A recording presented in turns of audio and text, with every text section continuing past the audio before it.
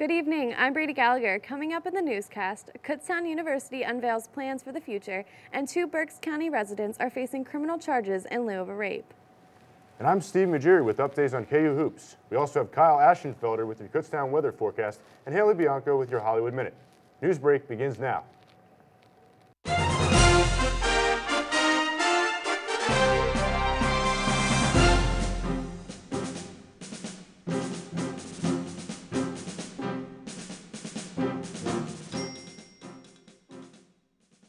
Big plans are in store for Kutztown University for the next 20 years, according to Kutztown officials.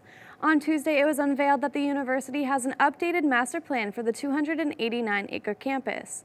The update immediately plans that all business, school, and dining halls will be refurbished. This master plan is very important because it will let the state know exactly what the school would like to change and what kind of funding will be needed for the new changes. If you would like to see the new update, the plans will be on display on December 11th at 4 p.m. Kutztown University welcomes your feedback. Criminal charges have been filed against 2 Berks County residents concerning a reported rape in early August. On Tuesday, Lower Swatara Township Police announced the warrants for 23-year-old Rafael Gomez Echeverria and 25-year-old Alicia Colin.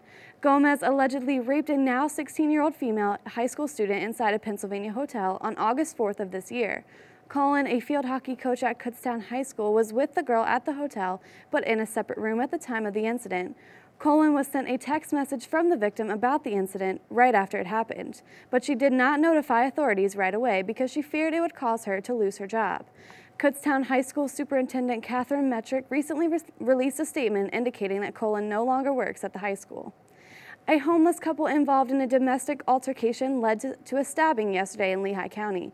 A homeless woman stabbed her husband behind an Allentown Kmart store at 1502 South Street at 12:30 p.m. Apparently, the couple had been living behind the Kmart. The man suffered no life-threatening injuries and was examined by an EMS. The woman, however, was taken into custody, and there is no word on whether charges have been filed or not. Now let's head over to Haley Bianco with this week's edition of Hollywood Minute. Hey guys, Haley here with your Hollywood Minute. Well, we aren't the only ones who will soon be home for the holidays. Apparently, Amanda Bynes is fresh out of rehab and back at home. In July, the 27-year-old actress was placed on psychiatric hold after standing near a gas can in a small fire on a household driveway in California. In November, a judge reviewed her medical evaluation and concluded that she was capable of understanding her April 2012 DUI charges. Until her next court date on January 7th, Bynes will work on rebuilding her relationships at home and thinking about attending college to major in fashion design. In other celebrity news, President Obama is already dreaming of his future. On November 26th, Obama sat down with studio executives to reveal that his dream job is to host ESPN's SportsCenter Top 10 list. According to The Hollywood Reporter, everyone had a good giggle. And that's all the Hollywood news I have for you today. Thanks for tuning in for the last time this semester. Now let's head back to the desk. So Steve, how do you feel that Obama might have your job in the future? That would be an abomination in the history of sports broadcasting. We'll be right back after this.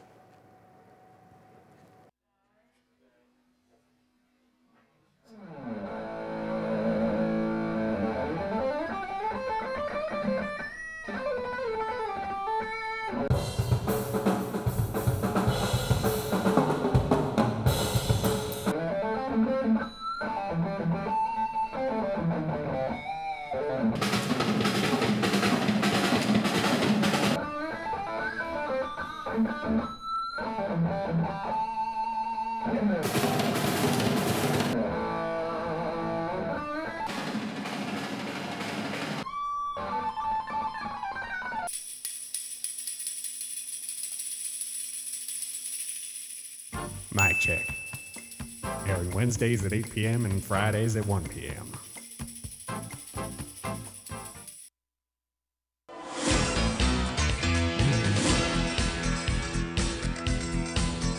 Be sure to tune in Tuesday evenings at 7 p.m. to catch co-hosts Devin Raventoss and Eddie Rishid as they travel around the Berks County and Lehigh Valley area, exploring some great places to visit. Camera One re-airs Wednesdays at 7:30 and Fridays at 12:30. Don't miss it!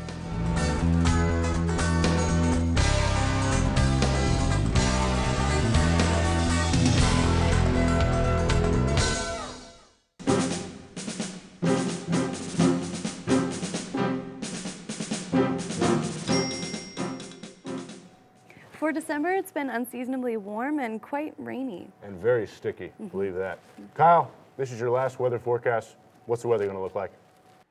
Well, guys, it has been very wet as of late. We had a lot of little spurts of rain today. And if you were outside, you noticed it was really muggy and dreary, just not a very nice day to be outside, but a good day to be inside studying for finals and making your parents happy. Anyway, we had a high of 57 degrees today, so it was a little warm out, like you said, Steve, so it's going to be a little warm tonight as well. We'll have a low of 52 tonight. So if you're outside, there's going to be some more rain, but it'll be warm out. So if you have a nice rain jacket, I think you'll have a good night. And tomorrow we will have a high of 51 degrees. And tomorrow, yes, ladies and gentlemen, we have a 100% chance of precipitation. It is going to rain. We are going to get slewed with rain. So make sure you be prepared for that. Now let's go to this weekend and going into next week. And on Saturday and Sunday, we will have chances of snow. We have a 70% chance on Saturday, and on Sunday we have a 50% chance of snow, and a high of 38 on Saturday and a high of 33 on Sunday. And then Monday we're going to have some scattered showers here and there, a 50% chance of precipitation for most of the day, and we will have a high of 43 degrees. And on Tuesday and Wednesday, it's going to get a little colder. We're going to have partly cloudy skies, a high of 30 on both days, Tuesday and Wednesday, and lows of 17 on Tuesday and 18 on Wednesday. So we're really getting into the colder winter weather, and it's going to be at least decent weather going into the holidays. And I must say that is all that I have for myself here on Newsbreak. These past 3 semesters as a Newsbreak weather reporter have been one of the greatest experiences of my life. I would really like to thank the entire crew for their hard work and dedication, and for all the great memories, of course. I would like to thank Steve Majiri for teaching me how to tie a tie, because I'm a big boy now, thanks to you. And I also would like to thank Professor Neal for giving us his guidance and sharing his knowledge of the news business with us, and being a wonderful mentor, not only to me, but to all of us. And I also want to thank all of our viewers for tuning in every week, including my mother and father, who have loyally watched my weather reports every single week. Thank you very much. Thank you, everyone, once again, and I leave you with a quote from Dr. Emmett Brown. Your future is what you make it, so make it a good one. I'm going to try my best to make my future great. Good luck with finals, everyone, and have a wonderful holiday. Back to you guys at the desk. Thank you, Kyle. The holiday season is here, and employees of the city of Hazleton might have to weather the holidays without a paycheck. The city says as of Friday, they will run out of money to pay the staff of Hazleton. The city is $500,000 short to make payroll. The crisis, officials say, stems from a storm maintenance fee that had never been approved by the city council. Christmas decorations may deck the Hazleton City Hall, but for the workers it isn't quite the jolly scene. Over 100 city employees could be affected, with 50 with the chance of being laid off on Friday. Emergency and fire management crews have agreed to continue working without pay in the hope of receiving back pay whenever the money becomes available. The mayor of Hazleton, Mayor Yannuzzi, said a bank loan will be used to pay employees if the maintenance fee is passed on Thursday. The collateral generated from the storm management fee ordinance will pay back the loan. Planning an exciting weekend to end the semester? Don't walk alone, let Kubok walk you home. Kubok is a highly misunderstood group in the community of Kutztown. It gets its name from the collaboration between Kutztown University and the borough of Kutztown. Originally formed in 2008, Kubok is a neighborhood watch consisting of students, faculty, staff, and community members. Kubok walks Main Street on Thursday, Friday, and Saturday nights to escort anyone in need home and keep the people of Kutztown safe. We are all about safety. There was quite a misunderstanding in the beginning, thinking that we were to bust parties, and that is not what Kubok is about. We do not bust parties. We don't have any authority. In fact, we're just eyes and ears of the police. So on the Thursday and Friday, Saturday nights that we walk during the semester, students are able to actually call our office, and the supervisor who's working will radio the teams that are walking about the community, and we will meet a student and we'll walk them home if they need that service. Right. And she said, when I saw you folks coming around the corner and I saw the flashlights, I knew you were Kubok, and I knew I was safe. If you would like to join, you can email kubokwatch@gmail.com for more information.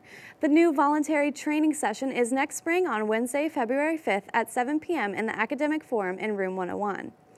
The YMCA of Reading and Berks County just received a donation that will help young children and their parents in need of quality childcare. A check for $3,458 was presented to the YMCA by the Susquehanna Bank. This money, donated under the Pennsylvania Educational Improvement Tax Credit, will support the preschool-age children in the CARE program.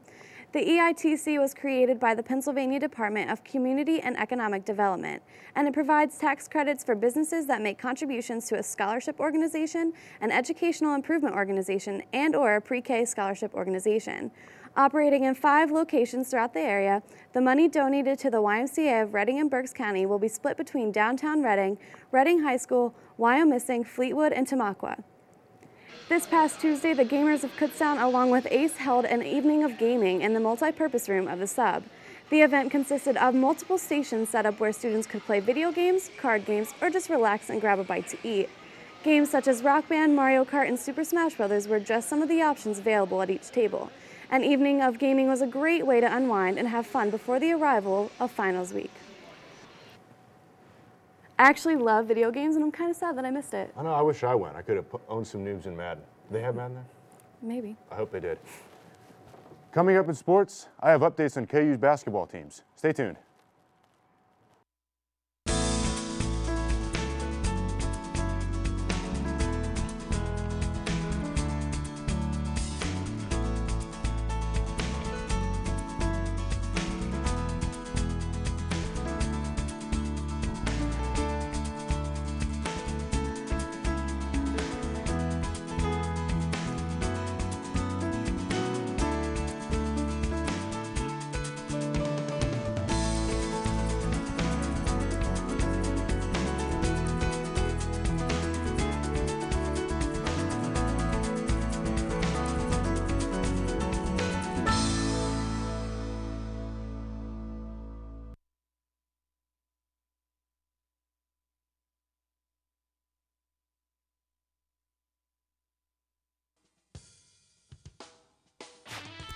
I'm Adam, and I have your 3-minute drill on BTL.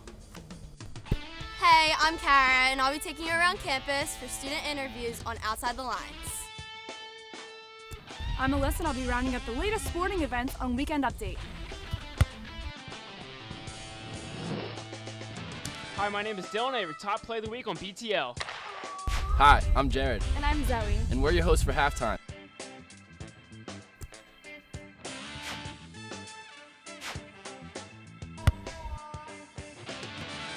Hey, I'm Haley. And I'm Steve. And we're the hosts of Between the Lines.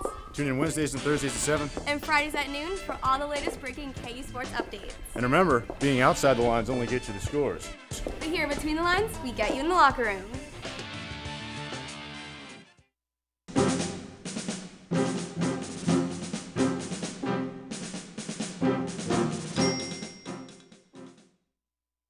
And now sports, where the Kutztown University men's basketball team earned its second victory of the season last night as they defeated the Mansfield Mountaineers on the road by a final score of 85-74.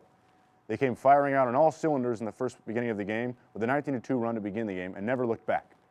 The wealth was shared evenly Wednesday night as all 5 starters scored in double figures for the first time this season. Tyler Brooks was once again the team's catalyst as he flirted with a triple-double with 17 points, 6 boards, and a career-high 8 assists. The senior was very proud of how this group is coming together as a team. And I quote, "I think we are starting to play much better as a team," Brooks said. "When we play on the road, I feel we play with a lot more chemistry. We've come a long way with having such a young team, and I am very impressed with the way that we are coming together," end quote. Alongside of Brooks, freshman Josh Johnson, who was recently named the PSAC Freshman of the Week, continued his stellar play with 12 points on a 6 of 8 shooting night while only playing 16 minutes due to foul trouble. Johnson is the only Golden Bear to have scored in double figures all season. KU will remain idle until Saturday when they take on perennial rival Westchester. Tip-off is scheduled at 3 p.m. at Keystone Arena. And now to the women, as the Kutztown women's basketball team reeled off their 3rd straight victory of the season against PSAC rival Mansfield. KU registered a school record 22 steals in the contest, which is the most by a Golden Bear team since 1997 against Cheney. KU also finished the first half with 19 forced turnovers, which is also a school record. The Golden Bears got off to a hot start led by Adiva Campbell, as she scored 10 of the team's first 12 points. They would remain in the lead for the remainder of the first half. Mansfield opened up the second half with a full-court press to cut the deficit to 46-41 KU, and then they would eventually tie the game at 56 all and would subsequently take the lead with under a minute to play. but Nicole Donahue hit the go-ahead jumper with little to play, and the Golden Bears sealed off the victory by sinking all 4 of their free throws. They will resume play this Saturday at home against PSAC rival Westchester at home at 1 p.m. Now it's time for a special shout out to one of my favorite people in the sporting world. Jim Valvano, or Jimmy V for short, was the head coach of the 1983 North Carolina State Wolfpack team that defied all odds and won the 1983 NCAA tournament as underdogs. Valvano then created the Jimmy V Foundation for Cancer Research before cancer took his life in 1993. But what really resonated with me was his SB speech in 1993, especially one part in particular. And I quote, "To me, there are 3 things we should do every day. Number 1 is laugh. You should laugh every day. Number 2 is think. You should spend some time in thought. And number 3 is you should have your emotions move to tears. Could be happiness or joy, but think about it. If you laugh, you think, and you cry, that's a full day. That's a heck of a day. You do that 7 days a week, you're going to have something special." These words still permeate throughout the sports world, and his speech has become legendary. Thanks to him, Jimmy V Week has raised nearly $7 million in cancer research. Hopefully they will break the record this year, as there is nothing better than good basketball for an even better cause. Jimmy V was one of the bravest men I've ever seen fighting cancer, and I know thanks to him, one day there will be a cure. And now it's time to break out the thank you notes, as we have reached that point of the semester again. This semester, the electronic media department is losing an all-star group of seniors who've done more for this major than I can fathom. This group has done so much, if I took the time to list all of their accolades, you'd probably throw your TVs out your windows and try and come fight me. So I'm going to try and find a way to synthesize all that this group has done as best I can. I'll start out by saying thank you to all those here at Newsbreak, including Kyle Aschenfelder, our colorful weatherman who has learned more than just how to tie a tie in his time here. We all love your beaming on-air personality, and you will be dearly missed, my friend. Thank you to Parker Barassa, our electronic news gatherer. You are one of the biggest reasons why Newsbreak has become such a great news show during your time here. I would also like to say thank you to Calvin Spone, our webmaster. You're one of the biggest reasons why everything runs so smoothly, as I have not met many students as proficient as you are with media technology. Thank you to Melissa Kelly and Courtney Massa, 2 members of the E-Board of the National Broadcasting Society and former news directors of Newsbreak, and 2 of the weirdest people I have ever met. But they know that I mean that in a good way. I have felt a great bond with this class ever since I took over this position my freshman year, and you will all have a very special place right here. Thank you to all the rest of you for your time and effort, and I know that this may be a difficult time as you move on to the next chapter of your lives, but as Dr. Seuss said, don't cry because it's over, smile because it happened. Thank you to all the other people who work behind the scenes here at Newsbreak. Thank you to our technician, our SID, and most importantly, thank you, viewers. You're the biggest reason why I come back to this desk every week and why I wouldn't trade it in for the world. I wish you all a safe and happy holiday season, and I will see you in 2014. That's all we have for you tonight. We'll see you again in the spring. For Brady, Kyle, Haley, and the rest of the crew, Good night.